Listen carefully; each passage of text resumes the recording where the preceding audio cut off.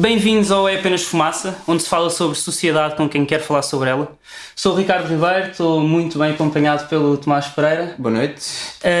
Hoje temos como convidado o Rui Tavares, historiador, tradutor, escritor, ex-deputado ao Parlamento Europeu como independente, fundador do LIVRE, dinamizador da candidatura do Tempo de Avançar e promotor do DiEM25.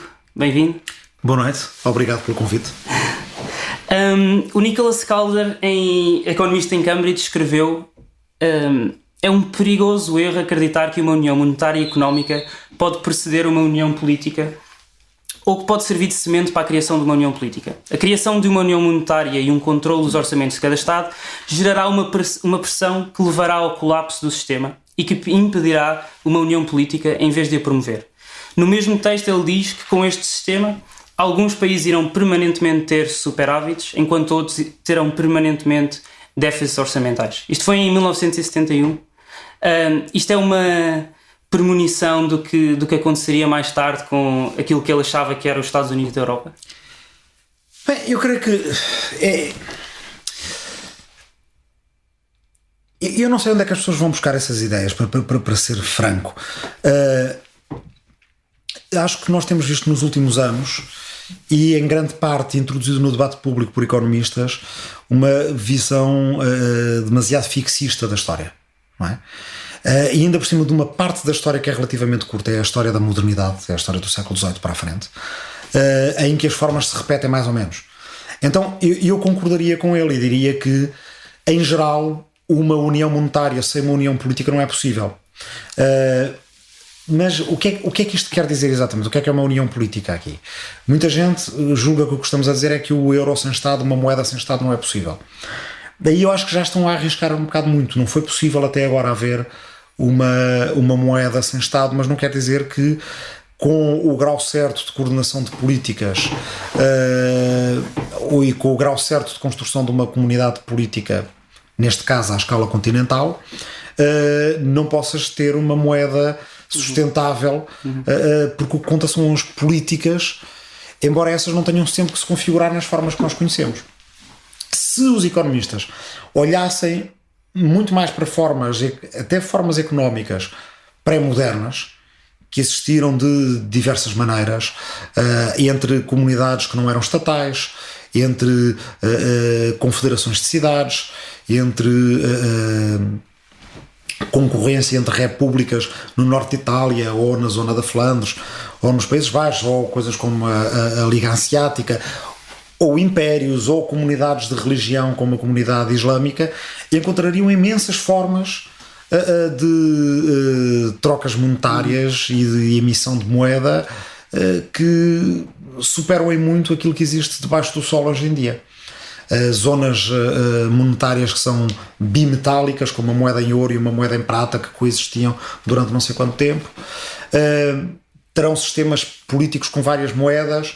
Bem, e quando a gente começa a olhar a sério para a história da evolução, mais ou menos a par da política e da economia, nós reparamos em duas coisas essenciais. Uma é que o grau de variabilidade é muito maior do que aquilo que a gente pensa, e que as coisas que a gente tem por adquiridas, algumas das quais que eu disse e repeti, e algumas ainda as repito quando não tenho assim um podcast longo para falar à vontade, mas tenho que simplificar, não são exatamente verdade. Dar um exemplo: muitas pessoas, quando falam dos Estados Unidos da Europa, estão a pensar nos Estados Unidos da América, não é? E quando falam de uma possível moeda para uma União Europeia, estão a dizer: esta moeda é como o dólar, vai competir com o dólar e precisa de uma coisa que seja o equivalente aos Estados Unidos da América do lado de lá. Partem do princípio, por exemplo, que a relação entre o dólar e os Estados Unidos da América foi uma relação simples e direta e mais ou menos natural. Foi tudo menos natural.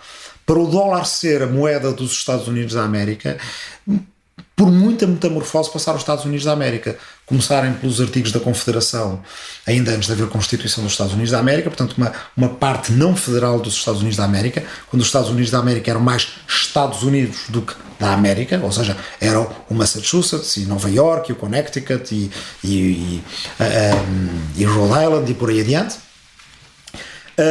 Depois passares por uma fase em que de facto há uma barganha política que salva os Estados Unidos, que é uma barganha de transferências entre Estados superavitários e Estados deficitários, mas que é uma barganha que só ocorre uma vez. Basicamente, o Alexander Hamilton convence o Thomas Jefferson a fazer uma barganha em que os Estados do Sul, curiosamente, que eram os superavitários, ajudam a limpar as dívidas dos Estados todos, em troca ganham a capital, porque Washington fica descentrada do eixo Nova Iorque-Filadélfia e Boston, que era o eixo que tinha sido fundamental na fundação dos Estados Unidos. Mas quer dizer, aí as dívidas são pagas por uma vez, mas na altura ninguém pensando exatamente que seria preciso haver um sistema em que a União estaria permanentemente a fazer uma espécie de bailout dos Estados federados. Isso ocorre muito mais à frente. A federalização dos Estados Unidos demora imenso tempo. Toda a gente acha que ocorre ali em 1892 com cerca de 200 de homens brancos numa sala em Filadélfia a fazer uma Constituição. Mas, se pensarmos bem, passa por uma guerra civil antes da qual o Bill of Rights não se aplicava dentro dos Estados. Aplicava só para a ordem federal. Portanto, era mais fraco do que é hoje em dia a Carta dos Direitos Fundamentais da União Europeia. Passa por outra fase ainda, em que na reconstrução aí o Bill of Rights começa a valer, mas não há praticamente instituições federais nos Estados Unidos. Essas instituições começam a nascer com a era dos progressistas no início do século XX. Aí é que começas a eleger senadores, coisa que não acontecia antes. Os senadores eram mais ou menos escolhidos pelos governadores. Aí é que começas a ter uma série de instrumentos como por exemplo o imposto sobre o rendimento, que não tinhas antes. Não tinhas Federal Income Tax, portanto não tinhas um imposto federal à séria. Estou a tentar fazer mais ou menos um quadro, uma vista panorâmica desta história dos Estados Unidos, mas pode-me falhar algum detalhe, mas isto genericamente é um arco narrativo que eu acho que é documentável. Não tenho os documentos aqui à mão, mas acho que é documentável. Nos anos 20 tu não tinhas uma coisa tão simples como o FBI. Há aí uma série em que aparece o FBI, eu agora não me lembro do nome da série, mas a certa altura os tipos do FBI vão fazer uma investigação a algures, e o único edifício federal que têm para se esconder de uma máfia é a Estação dos Correios. Porque não havia praticamente e já os Estados Unidos eram os Estados Unidos como uma potência regional muito importante e uma potencial potência mundial, portanto imediatamente antes da Primeira Guerra Mundial ou até imediatamente depois, e mesmo assim a presença federal em cidades dos Estados Unidos era uma presença muitíssimo limitada. Era a Estação dos Correios. Quando o Roosevelt, o segundo Roosevelt, o FDR, tem um grande plano no New Deal para fazer investimentos públicos nos Estados Unidos, as estações de Correios, por exemplo, foram todas renovadas com grandes pintores, grandes escultores, grandes arquitetos. Porquê? Porque era praticamente dos poucos edifícios federais que o governo federal podia gastar dinheiro. Então passaste a ter estações de Correios que eram de luxo. O que é que serve para explicar isto tudo? Que as pessoas comparam a União Europeia com os Estados Unidos da América e dizem o dólar nos Estados Unidos da América funciona porque há uma data de outras coisas que funcionam, e estão corretas talvez, mas aquilo em que não estão corretas é em achar que a história é estática. Demorou imenso tempo, quer dizer, o dólar concorreu com o peso mexicano como moeda de curso dentro dos Estados Unidos durante grande parte do século XIX. E depois houve uma enorme discussão ainda que durou até ao fim do século XIX, porque na verdade o dólar eram $2, era o dólar de ouro e o dólar de prata, e muita gente defendia que o dólar de ouro e o de prata deviam coexistir. Ok, o que é que eu quero dizer com isto? Que nós falamos União Monetária, União Política, objetificamos estas coisas, mas elas são muitíssimo mais plurais e fragmentárias do que aquilo que nós pensamos. Então vamos para a União Europeia. A União Europeia não é uma união política, dir-se-á. E portanto estamos condenados porque temos uma moeda que não tem uma união política. Não é uma união política, quer dizer, pensamos bem. Em grande medida é uma união política baseada num tipo de software que é um tipo de software admitidamente diferente dos Estados Unidos ou de Portugal ou de outros. Não tem uma Constituição. É uma organização de tratado. Ok, e como organização de tratado corre em cima de um software que é um bocadinho o mesmo software das Nações Unidas ou da OSCE ou da Unesco ou por aí adiante. Mas o que conseguiu fazer com esse software tendo um Parlamento diretamente eleito pelos cidadãos da União Europeia, tendo uma comissão e um conselho que tem imensos defeitos e que não estabelecem um quadro bom de separação de poderes, mas que funcionam em cima de tratados, que a gente lê os tratados e tentamos lê-los como se não tivéssemos ouvido o debate dos últimos anos acerca deles, ok? Em que há uma parte, vamos à Inglaterra, e digo bem Inglaterra, não no Reino Unido, mas a Inglaterra propriamente dito, há uma data a gente diz, estes tratados são horríveis, são completamente socialistas, impõem-nos uma Carta dos Direitos Fundamentais que impõe direitos de negociação coletiva, uma diretiva para os horários máximos de trabalho. Isto é o socialismo que entrou pela porta de cavalo na Europa e que é imposto aqui a nós. E a gente lê o debate em Portugal, na Europa do Sul, etc. E ao contrário, os tratados são completamente neoliberais, impõem uma data de coisas neoliberais, etc. Ok, mas tentar afastar esse debate. Os tratados têm coisas neoliberais e têm coisas sociais-democratas, como é normal por serem o objeto de um compromisso. Mas uma coisa eu sei dizer mais ou menos com garantia: há mais possibilidade jurídica e política de combate a esta crise nos tratados da União Europeia hoje em dia do que aquilo que o Franklin Delano Roosevelt tinha em 1933 quando foi eleito presidente dos Estados Unidos, em que tinha uma Constituição que tinha sido feita há 130 anos antes, mais 140 anos antes do automóvel, de uma guerra civil, de uma guerra mundial, do telégrafo, da eletricidade, de trocas internacionais, da grande globalização do século XIX e do colapso dessa globalização com a Primeira Guerra Mundial. E basicamente ele tem que sustentar a segurança social, leis do trabalho, um plano de investimentos, até coisas que nunca tinham sido previstas pela Constituição, como parques nacionais. Não havia, e não havia maneira de propriamente os fazer, até coisas como, por exemplo, a Tennessee Valley Authority. E basicamente o New Deal todo ele vai ter que o sustentar numa cláusulazinha da Constituição, que é a cláusula do comércio entre os Estados e os Estados Unidos. Dizer, a União Federal, os Estados Unidos da América, tem direito de regular o comércio entre os Estados e os Estados Unidos. Isto significava, por exemplo, enfaticamente, não regular a agricultura. Porque a agricultura é local. A batata ou está no Kentucky, ou está no Oklahoma, ou está no Massachusetts, mas aquela batata é daquele estado, não é? E, portanto, precisou de toda uma reinterpretação em que haver demasiadas batatas num estado vai diminuir o preço das batatas noutro estado e, portanto, não é uma questão local, é uma questão de comércio interestadual e, portanto, pertence à Constituição dos Estados Unidos, e o Governo Federal pode fazer qualquer coisa em relação a isso, porque coisa que os Estados Unidos não tinham, ao contrário da União Europeia, era uma PAC, uma Política Agrícola Comum. Muita gente achava que a segurança social não era constitucional. E, portanto, foi preciso um juiz mudar de opinião à última da hora para isto passar no Tribunal Supremo dos Estados Unidos. Portanto, o que eu gostaria é que as comparações entre União Europeia e Estados Unidos, e poderiam ser outras, não sei porque é que nunca fazem comparações entre União Europeia e Índia, União Europeia e Brasil, União Europeia e União Africana, quer dizer, porque não, União Europeia e a Organização das Nações Unidas, fossem mais ricas. Não fossem de um mimetismo tão grande.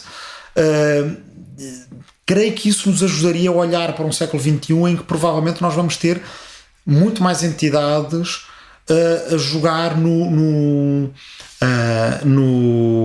tabuleiro da política internacional, e de entidades subestatais, ou melhor, entidades subestatais. Há cidades que têm mais importância do que Estados, quer dizer, basta pensar em Londres, ou em Nova Iorque, ou em Hong Kong, entidades supraestatais. Ok, segunda coisa, porque isto demorou muito em relação à história da relação entre identidade monetária e entidades políticas. Nós sabemos uma coisa, hoje, há relativamente pouco tempo, da obra de um historiador chamado David Stavazage. A capacidade de contrair dívida pública e a criação de formas democráticas e parlamentares vão mais ou menos a par. De antes, quem contraía a dívida era o soberano, por isso é que ainda lhe chamamos dívida soberana, embora não seja já exatamente dívida soberana. Portanto, era uma dívida do rei mesmo. O rei endividava-se junto de um prestamista, de um banqueiro, e era o rei que estava endividado, e era o rei que, quando estava endividado, que ia levantar impostos sobre os seus súbditos para recuperar para o tesouro real o dinheiro que tinha perdido. Mas as cidades italianas, as repúblicas italianas, nomeadamente, começaram a contrair dívida coletivamente através de parlamentos, e os parlamentos começaram a assumir dívida. E, portanto, há um aspecto em que a vida parlamentar, a taxação e a contração de dívida pública vão mais ou menos a par. E, portanto, de facto, são exercícios de soberania, não como os soberanistas o entendem, mas como uma espécie de expansão dos direitos individuais e, portanto, da nossa soberania individual. E aí sim, se formos mais ou menos seguir esse raciocínio, talvez aquilo que a Europa precise fazer no futuro, uma vez que já temos representação no Parlamento Europeu, não é uma democracia, mas temos uma parte de representação, não temos taxação europeia e não temos dívida à escala europeia, e isso eu creio que eventualmente viremos a necessitar, mas lá está, os tratados não o impedem.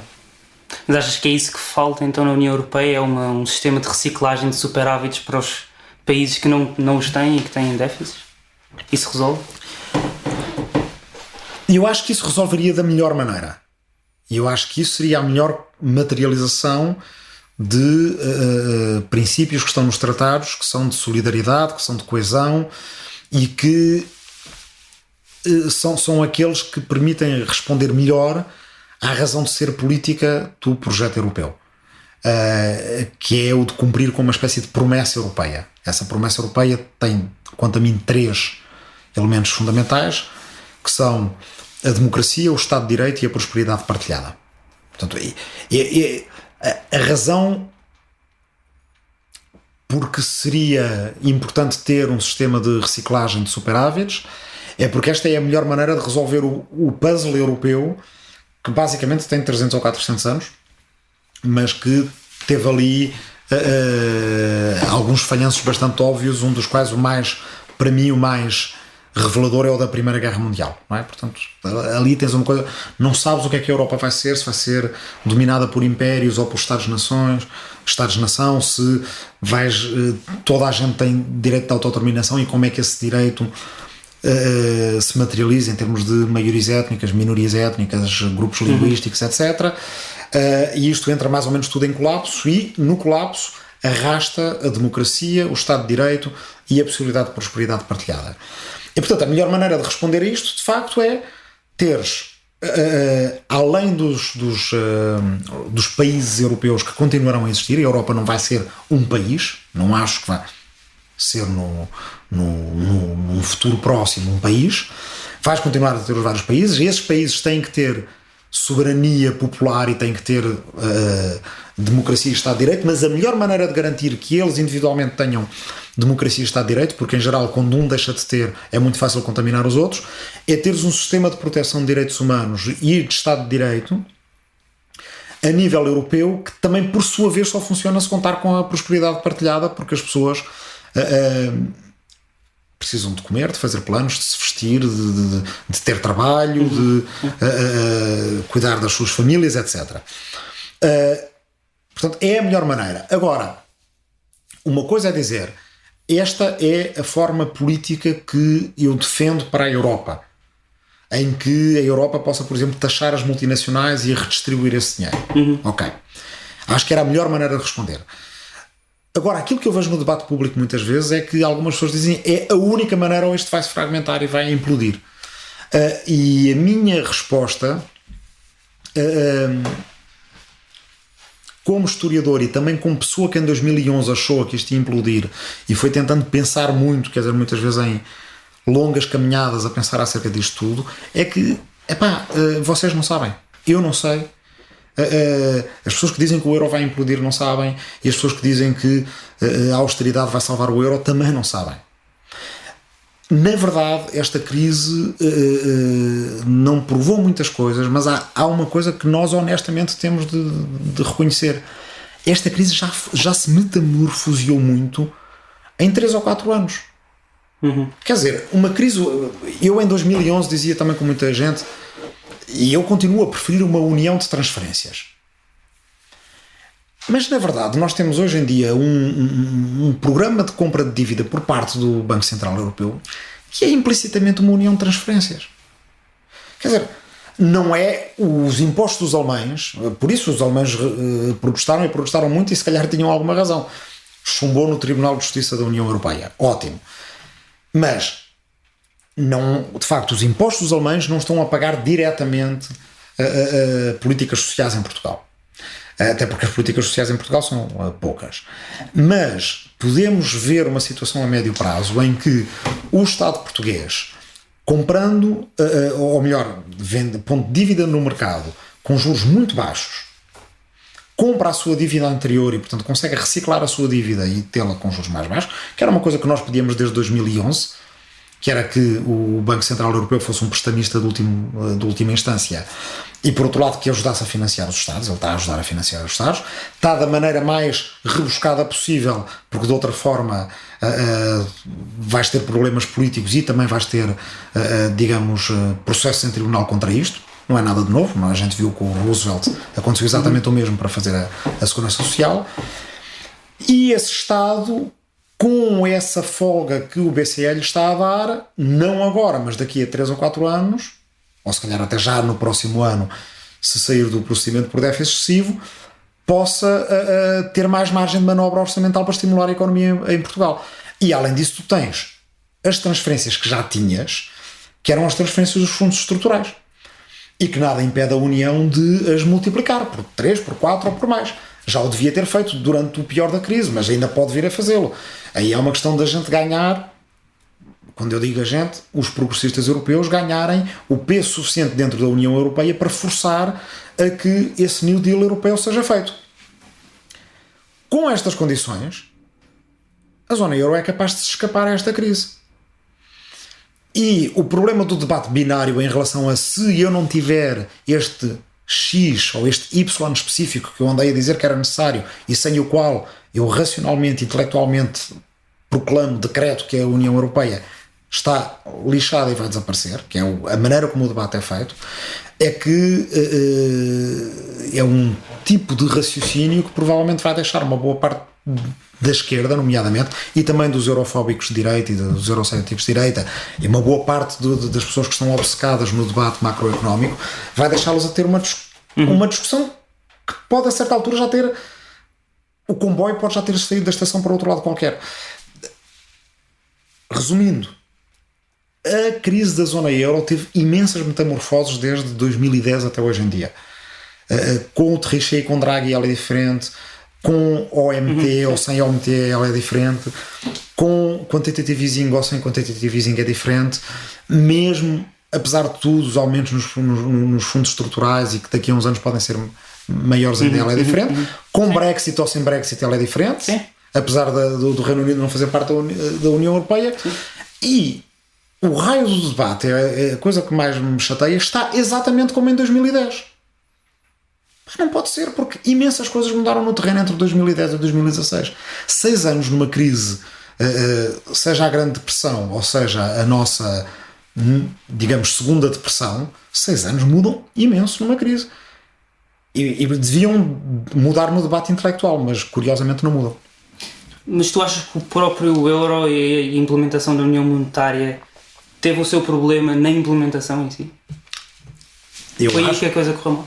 Eu acho que o euro foi uma má escolha de projeto político para a seguir à queda do muro. Embora o euro fosse falado desde os anos 60, não é? Como prova a citação como começaste, fazia parte do debate nos anos 60 e 70 e 80, o que também é uma faca de dois gumes, porque por um lado uma pessoa pode dizer que o euro é uma má ideia, mas uma pessoa não pode dizer que o euro não fosse uma ideia que estivesse no debate público, porque estava em propostas da Comissão Europeia e o problema é que as elites nacionais na altura ou não ligaram ou quando viram esse debate acharam que era um debate absurdo, que nunca ia acontecer, porque também há muitas estas proclamações de que a União Europeia não é capaz e portanto isso não vai acontecer e portanto atiram um bocadinho para as calendas uma moeda única nunca vai acontecer. E, portanto, não sentiram a necessidade de fazer esse debate com as suas, digamos, com as suas circunscrições democráticas nos seus países. Achas que agora estamos, portanto, a sentir o backlash desse debate não ter sido feito na altura? Porque depois, quando apareceu, ele apareceu como uma escolha política por parte da França, nomeadamente de a Alemanha vai unificar-se. Como a Alemanha se vai unificar, e isso pode introduzir uma distorção num caminho de integração na Europa Ocidental que vinha a ser feito, e em que a França é o país central, nós temos que ter qualquer coisa. Temos que ter um projeto, não é? Temos que ter aquela coisa à francesa que é il faut parler fort, não é? É preciso ter aqui uma grande ideia que leva as pessoas atrás. Essa grande ideia é, do lado do Mitterrand, a imposição de um casamento monetário aos alemães. E os alemães respondem dizendo: sim senhor, nós fazemos esse casamento, uma vez que nos estão a pôr isto como condição para a reunificação alemã, e isso é o mais importante para nós. A Alemanha, deve estar unido, o que nunca devia ter sido separado, diz o Helmut Kohl, e portanto, se essa é a condição para a Alemanha se reunificar, nós aceitamos. E portanto, vamos ter uma moeda europeia, mas essa moeda europeia, os franceses ganham a moeda europeia, nós ganhamos as condições para a fazer, ou seja, é feita, mas à nossa maneira. E o grande medo da Alemanha sempre foi com a França, com uma tradição que eles acham que é de indisciplina monetária da França, e que a França acha que é de utilização da moeda como um instrumento de soberania, o que, em termos de história francesa, significa como um instrumento de projeção de la grandeur de la France. E portanto era assim com Luís XIV, com Napoleão, e portanto são duas maneiras de ver a moeda muitíssimo diferentes. E portanto, a ideia em si eu creio que era desnecessária. Há quem diga, se tens um mercado único, teres uma moeda única num mercado único facilita e portanto dá mais fluidez ao mercado único. Mas também dá mais fluidez a uma série de coisas erradas no mercado único, como bolhas de crédito, não é? Como aquilo que nós tivemos no início do euro, no início da história do euro e, portanto, no início também do século XXI. Seria muito mais interessante, por exemplo, que nos anos 90 a Europa tivesse tido outro tipo de projetos, como, por exemplo, um projeto de Carta de Direitos Fundamentais, que só apareceu depois em 2006, que garantisse que o alargamento da Europa a leste, quando fosse feito, nos permitisse evitar problemas como os que temos agora na Hungria e na Polónia. Ou seja, cada país que entra sabe que vai entrar para uma união de direitos fundamentais. Mas não foi feito. Quer dizer, aquela escolha, eu acho que aquilo em que eu partilho o diagnóstico dos anti-euristas é que é uma ideia desnecessária, arriscada, mal concretizada, porque toda a gente concorda que é mal concretizada, porque o euro é feito pela metade, e portanto eu não tenho nenhuma espécie de vínculo afetivo ao euro. Nem acho que ele fosse necessário para a identidade europeia. Que é feito pela metade? Qual é que era o contexto na altura? Porque, por exemplo, não tens dívida à escala europeia. Portanto, ou seja, é um bocado como nos Estados Unidos. Aquilo que o Hamilton conseguiu é tu tens que ter dólares, mas tens que ter T-bills, não é? Tens que ter notas do Tesouro Americano. E essas têm que ser à escala federal. Porque antes o que acontecia no início dos Estados Unidos era que o Congresso podia emitir moeda, mas só os Estados é que podiam emitir dívida. E portanto o que é que acontece? Até porque estavam em guerra com a Inglaterra, e portanto havia necessidades financeiras por parte da União, que supostamente para os Estados era só uma espécie de uma união militar defensiva. Portanto, era para isso que servia a Confederação, como eles chamavam, nos artigos da Confederação, que duraram 10 anos, e o Congresso, para fazer face às suas necessidades, emitia mais dólares, que ainda por cima não era propriamente a moeda que corria dentro dos Estados Unidos para as trocas, porque havia uma multiplicidade de moedas que corriam. E além disso, ao emitir muito, havia um risco inflacionário. Portanto, o que é que acontece? O Hamilton convence com tal barganha em que o sul dos Estados Unidos ganha de certa forma a capital, não é? Uma capital mais próxima. O Hamilton convence-os de que era preciso criar um banco, que ainda não era o Fed, mas que era o Bank of America. Não era o Bank of America, era o Bank of, ou era... Não me lembro, porque o Bank of America é hoje em dia um banco comercial mesmo nos Estados Unidos. Ou seria o... Era o equivalente ao Fed. Bem, era o equivalente ao Fed na altura, embora o Fed é outra coisa, porque é um banco privado, enfim. Não, aliás, o que eles criam é o Treasury, criam um tesouro de que ele é o primeiro secretário e que emite dívida em nome da União Americana, dos Estados Unidos da América. E isso de facto é, quando eu digo que é feito pela metade, entre os vários defeitos que a arquitetura do euro tem, para mim um dos grandes defeitos é que tu não podes emitir dívida em nome da União. É emitida pelo Banco Central ou emitida pela Comissão. E embora mesmo isto não seja completamente verdade, porque tens os Project Bonds, que foram aprovados já durante a crise, portanto, no mandato do Parlamento Europeu entre 2009 e 2014, e portanto podes emitir dívida, mas para projetos, não é? A construção de linhas para a União Energética, não é? Quer dizer, o Smart Grid para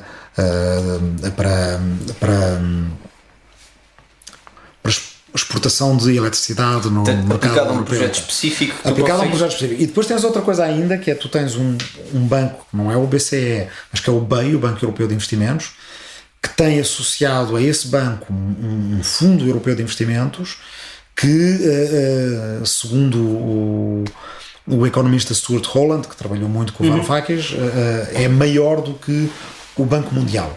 E, portanto, pode fazer investimentos e que emite dívida. E, portanto, na verdade, é uma agência da União, é uma agência da União que emite dívida e emite dívida AAA. A questão é que ele está a investir muito pouco em países como Portugal, a Grécia e tal, etc. Portanto, aí também tens dívida e também tens uma outra coisa, que é a possibilidade de emitir dívida em cooperações reforçadas, ou seja, neste momento 11 países da União Europeia podem juntar-se para emitir dívida. Ou seja, tens uma série de instrumentos, alguns que não usas por falta de vontade política, outros que tu podes criar de um dia para o outro, exagerando, ou de um ano para o outro, mas que não tens suficiente imaginação política para os criares, embora de facto a maneira mais prática teria sido logo quando criaste o euro, admitir que além do BCE tu tinhas um tesouro europeu e esse tesouro europeu emitiria Eurobills, ou títulos do euro, ou o que lhe queiras chamar. E de facto aí tens um problema. Tu falaste no Parlamento Europeu e tu próprio estiveste no Parlamento Europeu. Qual é que é o poder do Parlamento Europeu na União Europeia?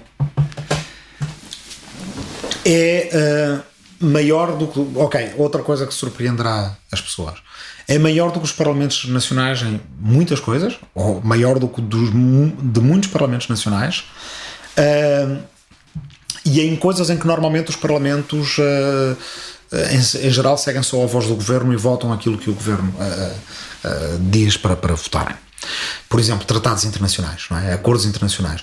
O Parlamento Europeu ganhou o poder em dezembro de 2009, com a entrada em vigor do Tratado de Lisboa, de chumbar acordos internacionais negociados em nome da União Europeia, porque era uma coisa que a União Europeia antes não tinha. Portanto, a União Europeia, embora não seja um Estado, e do meu ponto de vista nem sequer precisa ser um Estado, pode assinar acordos internacionais com a sua personalidade jurídica nas áreas em que ela tem competência exclusiva. E mesmo às vezes em áreas de competência partilhada com os Estados-membros. Uma das primeiras coisas que a União Europeia fez foi assinar um acordo na área do antiterrorismo com os Estados Unidos para legalizar uma situação que ocorria de forma ilegal de pilhagem de dados europeus pelos Estados Unidos, num caso chamado caso SWIFT, em que dezenas de milhões de mensagens interbancárias europeias eram pilhadas pelo Tesouro Americano e eram lidas pelo Tesouro Americano e provavelmente partilhadas com a NSA e não sei se com a CIA, mas com o aparato de segurança dos Estados Unidos. Isto era ilegal. A Comissão Europeia negocia, portanto, o Conselho dá à Comissão Europeia poder para negociar um acordo com os Estados Unidos, negociam-no e esquecem-se de um detalhe. Entrou o Tratado de Lisboa em vigor e em fevereiro de 2010 isto deve ser aprovado pelo Parlamento Europeu. O Parlamento Europeu tem poder de dizer sim ou não. Não pode negociar o tratado, não o pode emendar e, portanto, os Estados europeus estão mais ou menos confiantes que o Parlamento não pode muito meter o bedelho naquele documento, mas pode dizer sim ou não.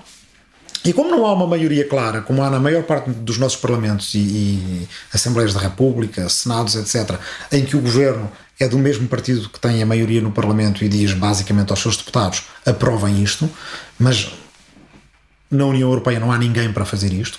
Este acordo chega ao Parlamento Europeu e é chumbado. Agora, pensem só nisto, quer dizer, demorei um bocadinho a contar esta história, mas porque vale a pena pensar nisto. Onde é que em algum país da União Europeia, dos países orgulhosamente soberanos que os nossos neonacionalistas falam tanto e dizem que é aqui que a gente pode bater o pé, etc, etc, qual é que é o Parlamento Nacional Europeu que alguma vez bateria o pé ao seu governo, ao governo dos Estados Unidos e em matéria de antiterrorismo? Aqui o Parlamento Europeu parece ter bastante mais poder do que um Parlamento Nacional. Noutras coisas tem bastante menos.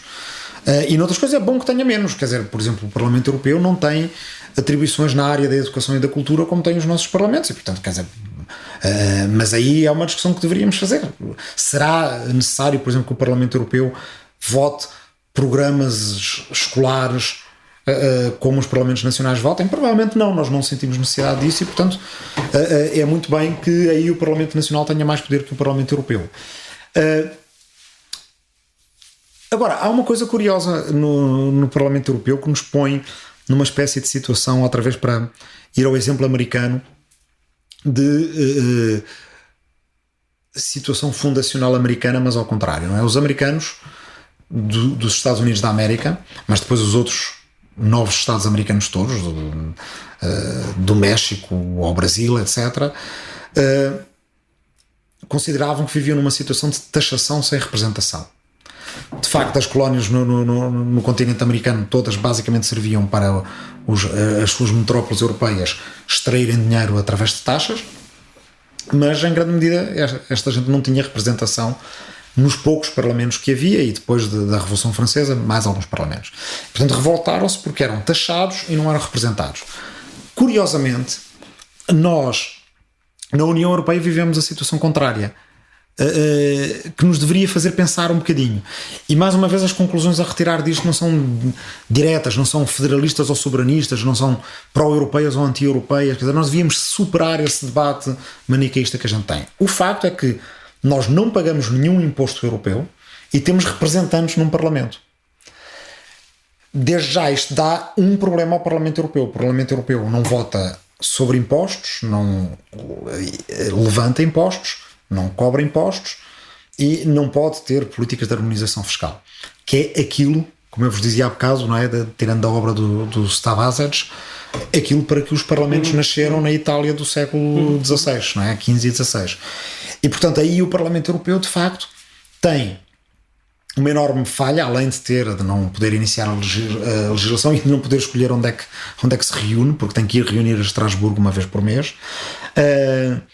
E portanto aí é um Parlamento que de certa forma foi infantilizado pelos pais dos tratados, que são os Estados. Mas isso os pais dos tratados dizem, os Estados dizem à União Europeia: vocês vão funcionar com dinheiro emprestado, com mesada. Sim. A União vai funcionar com a mesada que nós, os Estados, dermos à União. Claro que o Parlamento e eventualmente a Comissão gostariam, por exemplo, de cobrar impostos a multinacionais, ou sobre poluição, ou sobre uma taxa Google, ou uma coisa desse género. Portanto, taxas respeitantes ao mercado único, que pudessem financiar a União Europeia e que permitissem que o Parlamento Europeu, quando fizesse um orçamento, tivesse capacidade de escolher os seus projetos e para onde é que vai o dinheiro. E portanto aí, desse ponto de vista, é um Parlamento amputado de uma atribuição normal dos Parlamentos. Mas portanto a coisa não é muito clara. Há aspectos em que o Parlamento Europeu tem muito mais margem de manobra do que aquela que têm os Parlamentos Nacionais. Mas isso também quer dizer que nós então temos soberania nos Estados da União Europeia? Existe soberania?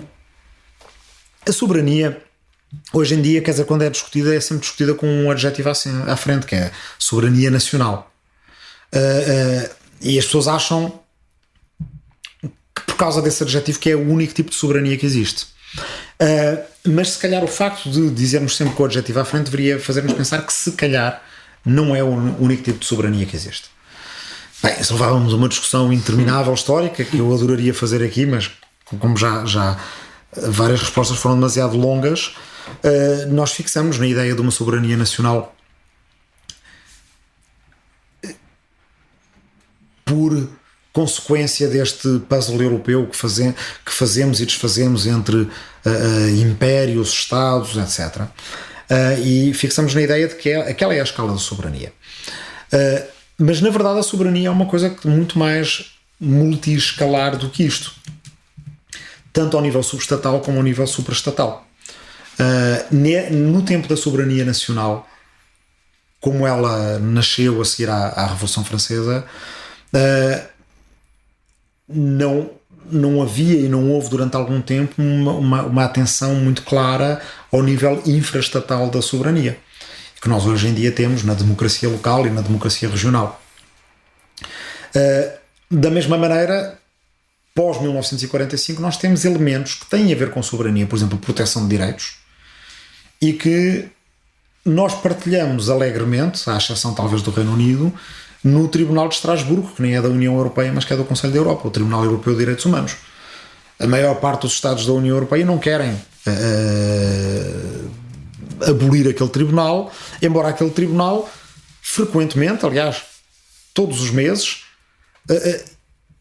emita sentenças que, se fôssemos a levar a sério os nossos soberanistas nacionais, não é? Que às vezes muita gente que parece que descobriu a soberania nacional tipo há 4 ou 5 anos e portanto está fascinada com ela, diriam isto é um escândalo.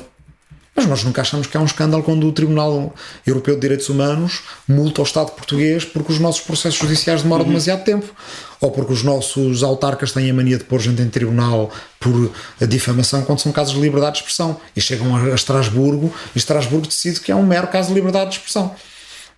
E portanto aí nós não temos problema nenhum em partilhar essa soberania. Nós devíamos de uma vez por todas entender estas várias escalas e perceber que a soberania na verdade é sempre uma espécie de expansão e agregação de soberania individual. Basicamente, a soberania, o que ela quer dizer é que cada cidadão deve, tanto quanto possível, ser dono do seu destino, enquanto isso, evidentemente, respeita os direitos das pessoas à sua volta. E isso significa, para cada cidadão, ser capaz de exercer esse direito de ser dono do seu destino ou dona do seu destino à escala da cidade, da região, do país, do continente, ou então, para levarmos esta ideia a sério, até mais além disso. Porque na verdade nós andamos aqui a fazer há meia dúzia de anos o debate de só é possível haver soberania à escala nacional, ou talvez seja possível haver soberania à escala europeia, quando se calhar o que nós devíamos estar a discutir é até que ponto a crise europeia não é uma manifestação de uma crise ou de uma equação ainda mais complicada de resolver, que é a da globalização. E se essa equação não se vai resolver só à medida que nós conseguirmos criar instrumentos de soberania que superem não só a escala nacional, como, para sermos então verdadeiramente ambiciosos, vamos pensar acerca disso, superem também a escala regional, quer dizer, continental e multicontinental. Ou seja, nós precisamos de democracia global, é isso que eu estou a dizer. E não é cedo para começar a falar dela, porque precisamos dela com muito mais urgência do que aquilo que nós, na maior parte das vezes, pensamos. Daqui para a frente, se calhar vai ser preciso redefinir alguns termos clássicos, como democracia, a própria soberania. São coisas que achas que malta vai ter de ir para think tanks pensar nisso, ou como é que... Não, eu acho que a gente não precisa de os redefinir. Curiosamente, eu acho que os termos estão bons. Democracia está bom, soberania está bom. O que nós temos que fazer é ir mesmo à essência deles e da sua definição. E não cairmos num erro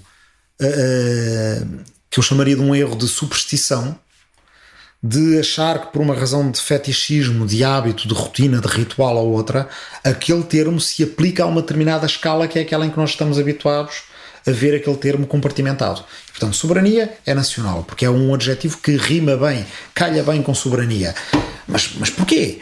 Quer dizer, já vimos que na União Europeia nós temos alguns elementos de soberania no Parlamento Europeu e também no Tribunal de Justiça da União Europeia. ali um embrião de escolha do Presidente da Comissão Europeia nas eleições para o Parlamento Europeu, mas que só foi usado uma vez, vamos ver se aguenta ou não. E portanto aí muito pouca soberania. E depois temos aquela coisa estranha que é o Conselho da União Europeia, e que se calhar eu gostaria de falar mais à frente. Mas, portanto, nós temos uma realização parcial da soberania ao nível da União Europeia. Ok, isto é fora do tipo de debate que nós costumamos ter. Nós costumamos dizer que nós somos soberanos nacionalmente e na União Europeia não temos soberania nenhuma. Bem, se nós quisermos chumbar o TTIP, por exemplo, é na União Europeia que o vamos chumbar. Portanto, é aí que vamos ser soberanos. Quando chumbámos o SWIFT, foi na União Europeia que o chumbámos. Foi aí que fomos soberanos. Em Portugal, nós rotineiramente assinamos acordos de transferência de dados para os Estados Unidos, e não é de dados de contas bancárias, é dados de DNA, impressões digitais, etc. Passam na Assembleia da República, votados normalmente em agosto, antes do recesso parlamentar, ou até em conferência de líderes ou comissão permanente da Assembleia da República durante as férias. Ninguém dá por isso e ninguém sequer protesta, nem os partidos da oposição em Portugal. Portanto, soberania quer dizer o quê? Soberania significa poderes autorrealizar-te, poderes tomar decisões que são importantes para o teu destino. Por que raio é que isso significa poder tomar decisões que são importantes para o teu destino dentro da tua escala nacional? Até porque se significar isso muito conforme os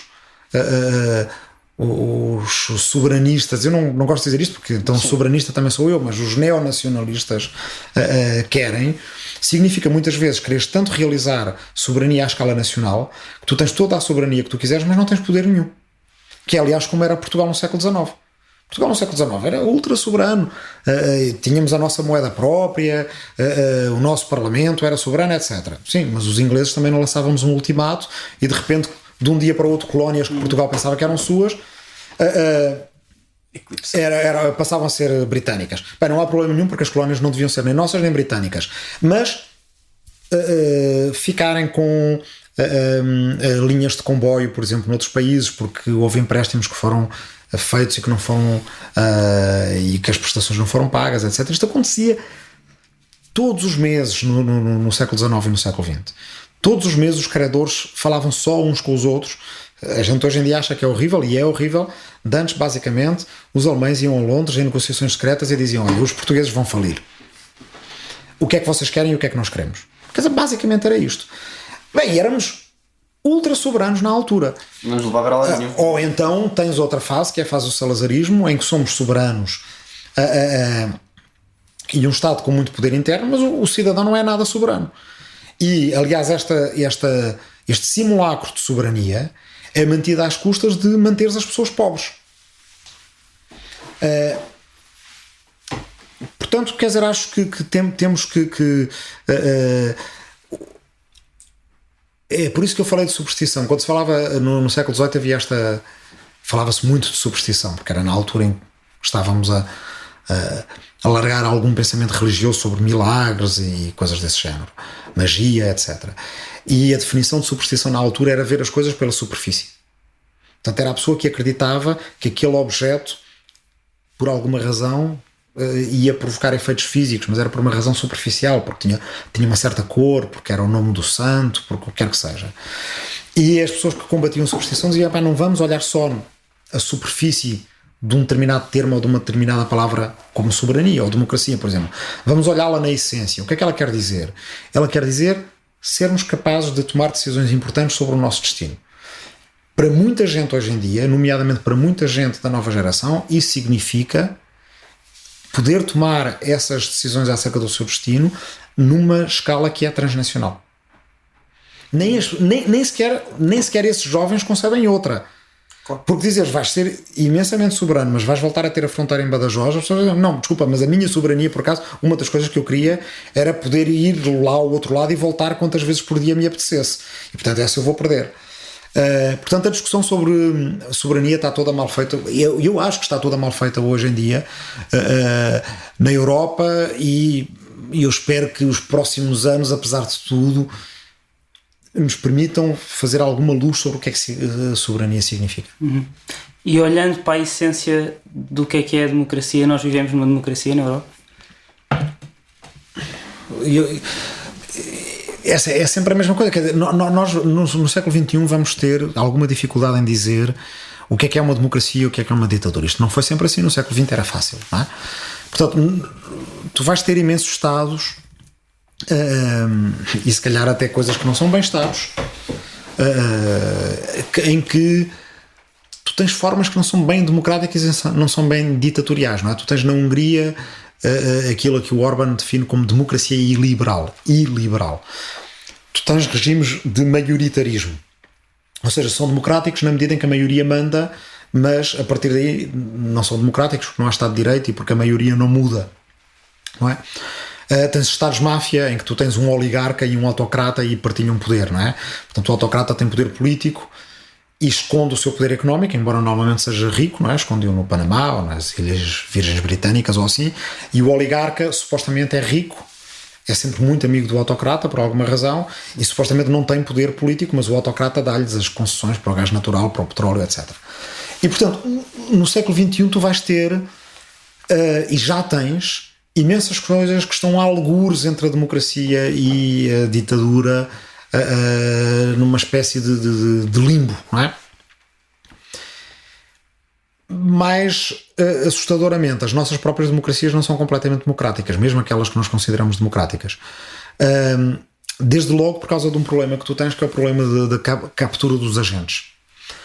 À medida que as escalas vão aumentando, e isto é uma crítica que a esquerda faz à globalização, ao euro, à integração europeia, que é uma crítica muitíssimo justa e que eu acho que a esquerda tem toda a razão, que é à medida que a escala vai aumentando, mais longe estás dos teus agentes e os teus agentes mais facilmente são capturados pela força dos lobbies, das grandes empresas, ou do que quer que seja. Isso acontece logo, há bocadinho que eu queria falar do Conselho Europeu, então esta é a deixa.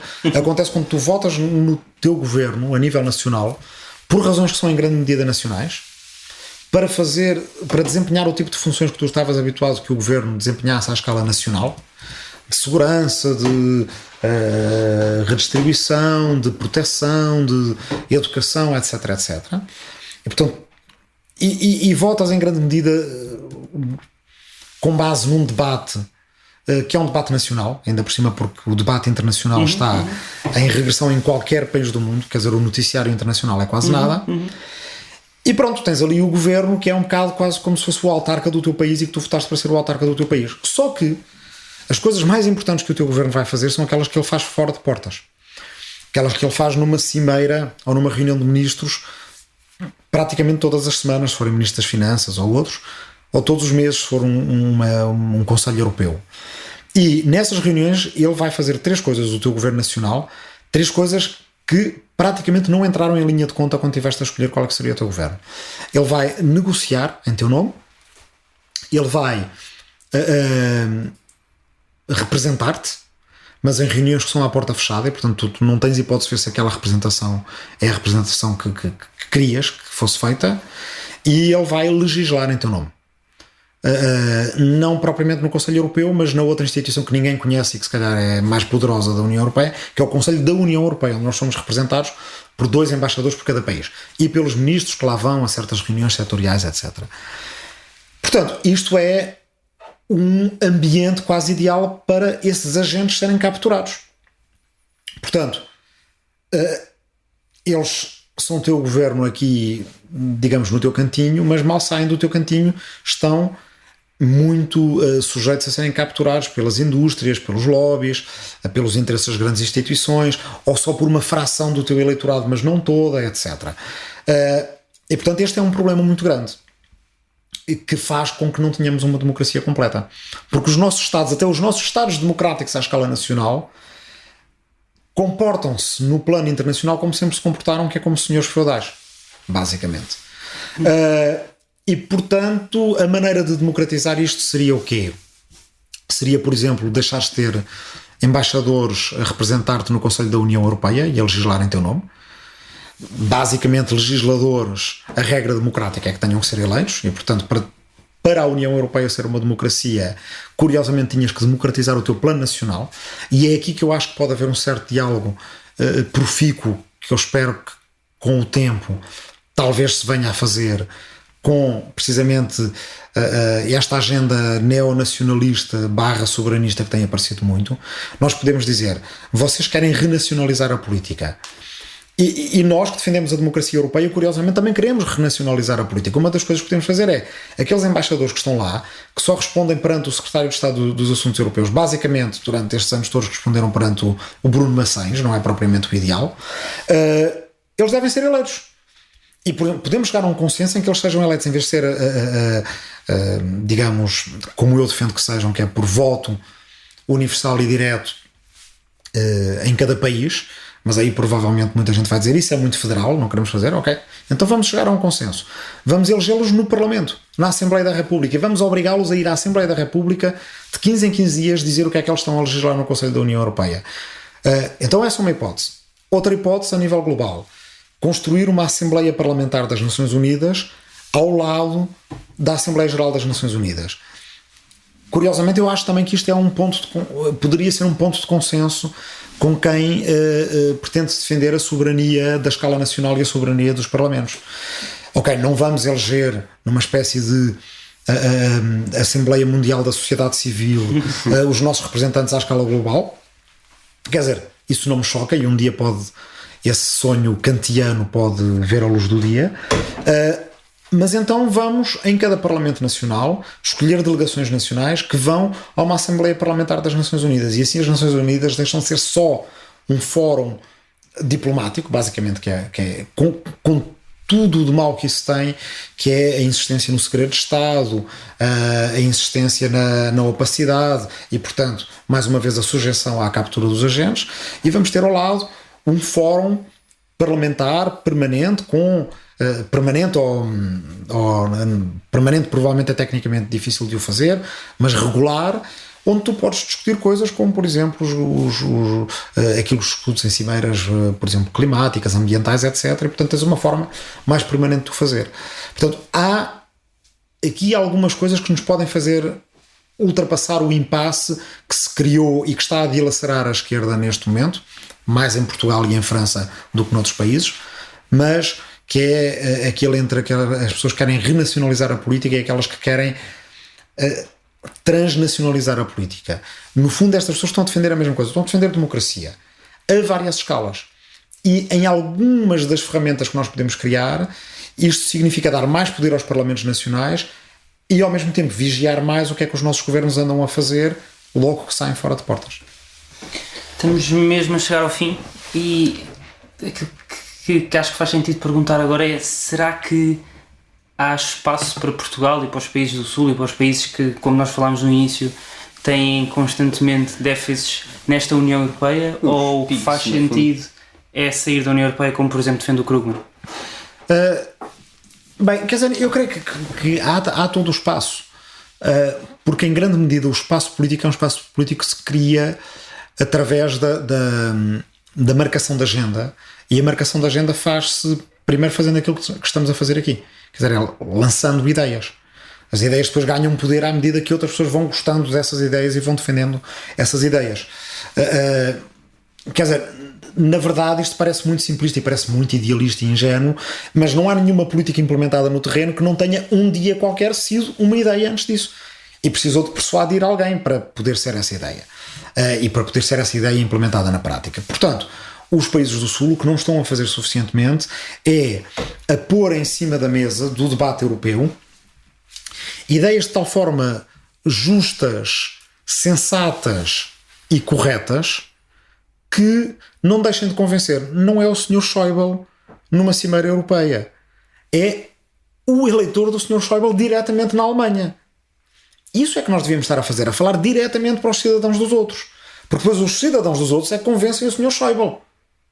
Agora, enquanto o Sr. Schäuble chega à cimeira convencido que os seus concidadãos o que querem é não dispensar nem mais €1, porque ainda acham que é um marco, e que daí não sai, bem, evidentemente nós não vamos conseguir convencê-lo, porque ele tem um mandato e até acha que é um mandato democrático.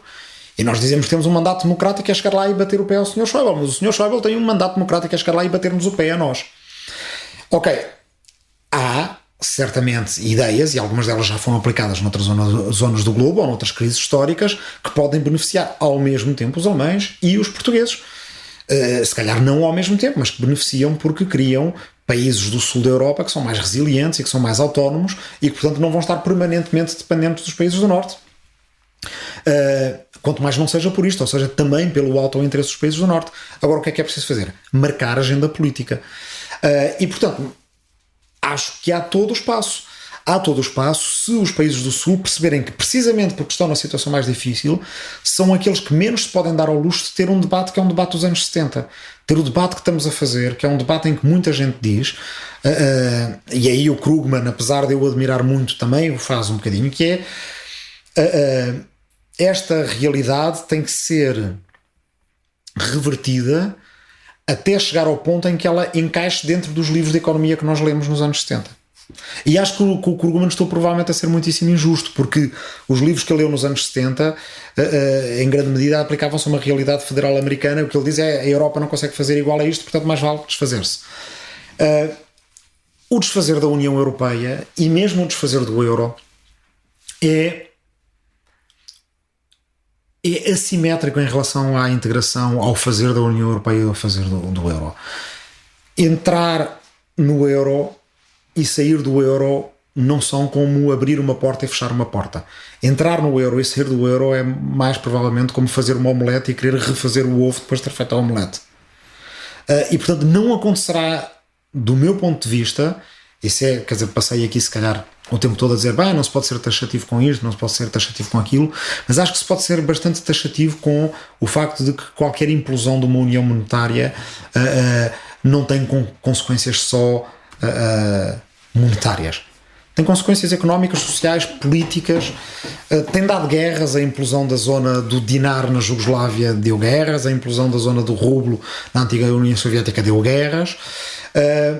A desintegração da União Europeia também, muito provavelmente, o que daria era um campo praticamente irrestrito ao estabelecimento de novos fascismos, e nomeadamente na Europa de Leste. Eu acho que de facto poderia dar conflitos. Pela minha experiência em relação, por exemplo, à Hungria e à Roménia, muita gente se pode queixar do alargamento a leste da União Europeia, mas se não tivesse havido alargamento a leste, a Hungria e a Roménia teriam tido conflitos como a Sérvia e o Kosovo tiveram. Quer dizer, em 89, logo a seguir à queda do muro, passado 3 ou 4 meses, começou a haver violência entre húngaros da Transilvânia e romenos. E a promessa da União Europeia permitiu mais ou menos acalmar isto.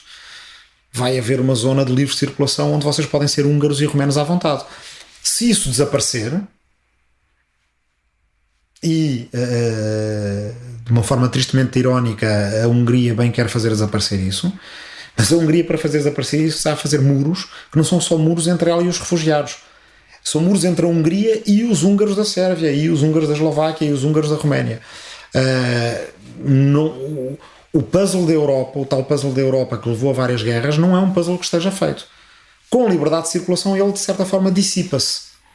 Sem União Europeia, sem liberdade de circulação, esse puzzle aparece outra vez e começas outra vez a ter de perceber onde é que vais pôr as fronteiras. E isso dá guerras. Este foi o primeiro episódio do É Apenas Fumaça, onde se fala sobre sociedade com quem quer falar sobre ela. Muito obrigado, Rui, por teres vindo. Muito obrigado. Muito obrigado ao Tomás Pereira, à Maria Almeida, ao Bernardo Afonso, ao Pedro Zuzarte e ao Pedro Cardoso. A música deste podcast é dos Lotus Fever. E venham para a próxima. Até à próxima. Até à próxima.